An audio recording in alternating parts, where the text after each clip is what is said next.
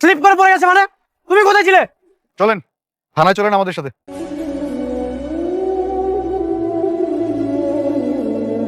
অনিককে এখন কে বাঁচাতে আসবে, মেঘলা নাকি বৃষ্টি?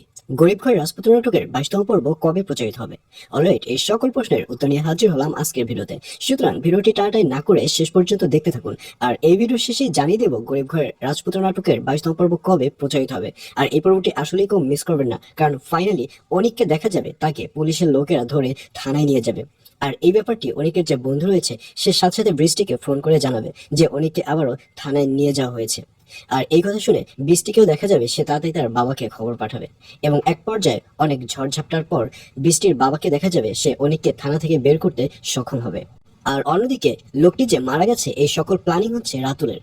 রাতুলই প্ল্যানিং করে তার লোক দিয়ে ওই কনস্ট্রাকশনে কাজ করাতে তার লোক পাঠিয়েছে, এবং তার লোকেরাই ওই লোকটাকে ধাক্কা মেরে ফেলে ওভাবে ফেলে দিয়েছে। আসলে রাতুলের টার্গেট হচ্ছে কিভাবে অনিককে নিচে নামাবে, কিভাবে অনিককে দাবায় রাখবে। এবং এক পর্যায়ে রাতুল অনিককে জেলে পাঠিয়ে সে এবার মেঘলাকে বিয়ে করার প্রিপারেশন নেবে। তো ভিউয়ার্স, জানিয়ে দিচ্ছি এই পর্বটি কবে প্রচারিত হবে। গরিব ঘরের রাজপুত্র নাটকের 22তম পর্ব প্রচারিত হবে আগামী 5 তারিখ, অর্থাৎ 5 মে মঙ্গলবার দুপুর 12টার সময় শুধুমাত্র কারুহিম ইউটিউব চ্যানেলে। তো ভিউয়ার্স, কারা কারা নাটকটি দেখার জন্য ওয়েট করছেন অবশ্যই কমেন্টে লিখে পাঠান।